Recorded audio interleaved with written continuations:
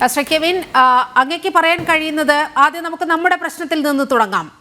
അതായത് കേരളം ഈ വഖഫ് ഭേദഗതിയുമായി ബന്ധപ്പെട്ട് നമ്മൾ ചർച്ച ചെയ്യുമ്പോൾ നമ്മുടെ മുന്നിൽ വരുന്ന ഏറ്റവും പ്രകടമായ ഉദാഹരണം എന്ന് പറയുന്നത് സ്വാഭാവികമായും മുനമ്പം തന്നെയാണ്.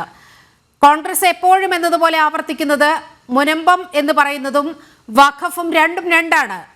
ഇത് രണ്ടും രണ്ടാണോ ശ്രീ കെവിൻ പീറ്റർ? അല്ല, ഒരിക്കലുമല്ല. ഇനിയും കോൺഗ്രസിന്റെ പ്രതിനിധി അല്ലെങ്കിൽ കോൺഗ്രസ് പ്രസ്ഥാനം ഇങ്ങനെ പറയുന്നത് ജനങ്ങൾ പരിഹാസത്തോടു കൂടെ മാത്രമേ കാണുകയുള്ളൂ.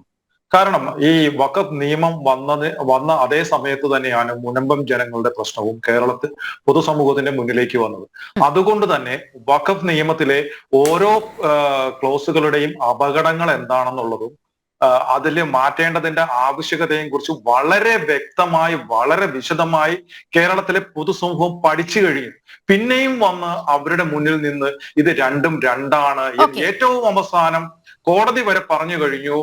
തങ്ങൾക്ക് ഈ നിയമത്തിന്റെ ഉള്ളിൽ നിന്നുകൊണ്ട് മാത്രമേ ഇത് ചെയ്യാൻ കഴിയൂ. കോടതി പറയാതെ പറഞ്ഞു കഴിഞ്ഞു ഈ വഖഫിന്റെ ഈ ക്ലോസുകൾ നിലനിൽക്കെ ഈ മുനമ്പം ജനറൽ വിഷയത്തിൽ കോടതിക്ക് ഒന്നും ചെയ്യാൻ സാധിക്കില്ല എന്ന് പറഞ്ഞു കഴിഞ്ഞിട്ടും ഇവർ വീണ്ടും അത് തന്നെ ആവർത്തിക്കുന്നത് എത്ര പരിഹാസ്യമാണ്. അദ്ദേഹത്തിന്റെ ആ പരിഹാസ്യമായ നിലപാടാണ് കാസ മുന്നോട്ട് വെക്കുന്നത്. ഞാൻ അങ്ങയിലേക്ക് എത്താം. അഡ്വക്കേറ്റ് ശ്രീ പത്മനാഭൻ, ഇപ്പോൾ കോൺഗ്രസിന്റെ പ്രതിനിധി പറഞ്ഞത് അങ്ങ് ശ്രദ്ധിച്ചു കാണുമല്ലോ. ഇത് ന്യൂനപക്ഷങ്ങളെ തമ്മിലടുപ്പിക്കാനുള്ള ഒരു വിദ്യയാണ്. മതന്യൂനപക്ഷങ്ങളുടെ അവകാശം ഹനിക്കലാണ് ഈ ഭരണഘടന ഭേദഗതിയിലൂടെ ഉണ്ടാകാൻ പോകുന്നത്. മറ്റൊന്ന്, മുനമ്പം എന്ന് പറയുന്നത് വഖഫുമായി ഒരു ബന്ധവുമില്ല എന്നാണ് കോൺഗ്രസ് ആവർത്തിച്ചു കൊണ്ടിരിക്കുന്നത്. താങ്കളുടെ മറുപടി? അല്ല, അതില് ഒരു കാര്യം വളരെ കൃത്യമായി പറയാൻ BJP ആഗ്രഹിക്കുന്നു. ഇതൊരു ഹിന്ദു മുസ്ലിം പ്രശ്നമല്ല, അല്ലെങ്കിൽ മുസ്ലിം ക്രിസ്ത്യൻ പ്രശ്നവുമല്ല. ഇത് നമ്മുടെ രാജ്യത്ത് നിലനിൽക്കുന്ന വഖഫ് നിയമത്തിലെ ഗുരുതരമായ അപാകത. 1995 കോൺഗ്രസ് സർക്കാർ കൊണ്ടുവന്ന വഖഫ് നിയമത്തിലെ ഗുരുതരമായ അപാകത ഒരു കാരണം. രണ്ടാമത്തെ കാരണം നമ്മുടെ നാട്ടിലെ വഖഫ് സ്വത്തിന്റെ ഇന്നത്തെ അവസ്ഥ. ഞാൻ രണ്ടാമത്തെ കാരണം ആദ്യം പറയാം. സച്ചാർ കമ്മീഷൻ റിപ്പോർട്ട് എടുത്തൊന്ന് വായിച്ചു നോക്കണം. 37 ലക്ഷം ഏക്കർ വഖഫ് ഭൂമിയുണ്ട് ഇന്ത്യയിൽ. 37.64 ലക്ഷം ഏക്കർ വഖഫ് ഭൂമി, അതായത് 8.72 വസ്തുക്കളാണ്. 8.72 ലക്ഷം വസ്തുക്കൾ. 8.72 ലക്ഷം വസ്തുക്കളിലായി 37.64 ലക്ഷം ഏക്കർ എന്ന് വെച്ചാൽ മുംബൈ നഗരത്തിന്റെ 20 ഇരട്ടി. മുംബൈ നഗരത്തിന്റെ 20 ഇരട്ടി ഭൂമി വഖഫ് ഭൂമിയാണ് എന്നാണ് വെപ്പ്. പക്ഷെ 60% ഭൂമിയും കയ്യേറി കഴിഞ്ഞു.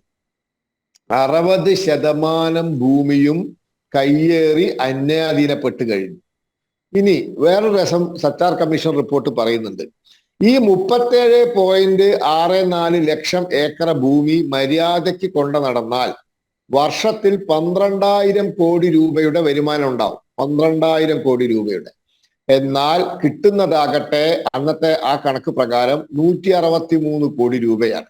അത് 12,000 കോടി രൂപ വർഷത്തിൽ വരുമാനം കിട്ടേണ്ട അത്രയും വിസ്താരത്തിലുള്ള വഖഫ് ഭൂമിയിൽ നിന്നും കിട്ടുന്നത് 163 കോടി രൂപയാണ്. എന്ന് വെച്ചാൽ വഖഫ് ഭൂമി ബഹുഭൂരിപക്ഷവും ആൺകുട്ടികൾ കയ്യേറി കഴിയും. ആൺകുട്ടികളും പെൺകുട്ടികളും. ഇത് ഇപ്പൊ ഞാൻ 2 ഉദാഹരണം തരാം. ഒന്ന്, വഖഫിന്റെ സ്വത്താണെന്നാണ് പറഞ്ഞിട്ട് ഹൈദരാബാദിലെ മാരിയോട്ട് ഹോട്ടലുണ്ട്.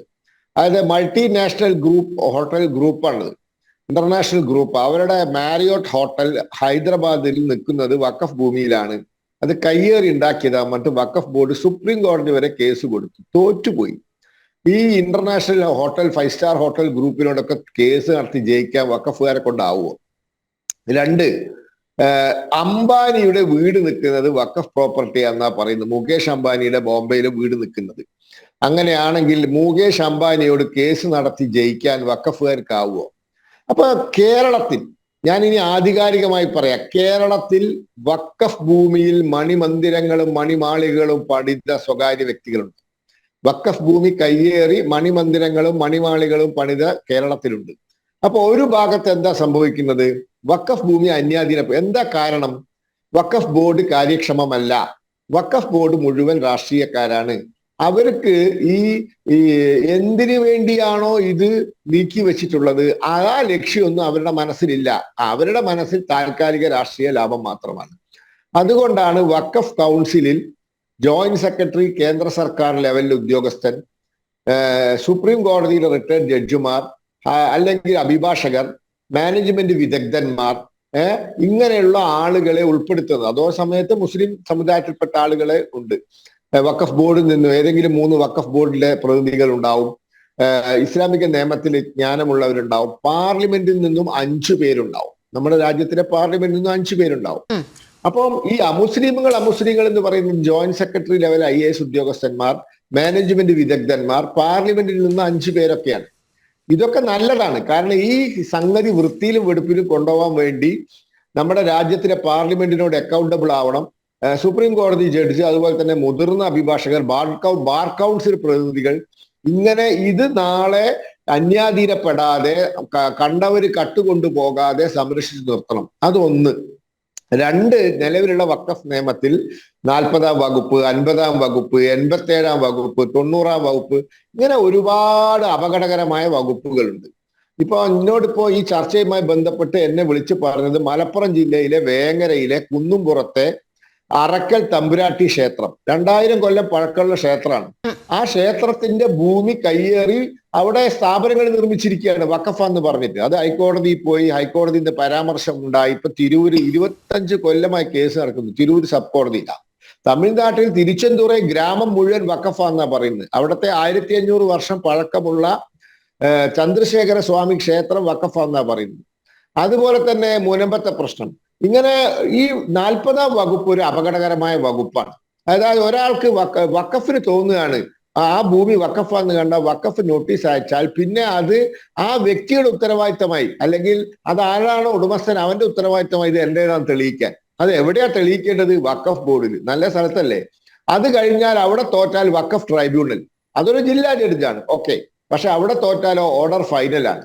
ഇങ്ങനെ ഒരു ജില്ലാ ജഡ്ജിന്റെ ഉത്തരവ് ഇന്ത്യ രാജ്യത്തെ എങ്ങനെ ഫൈനലാവുക? അപ്പൊ ഇങ്ങനത്തെ കുറെ കുഴപ്പങ്ങളുണ്ട്.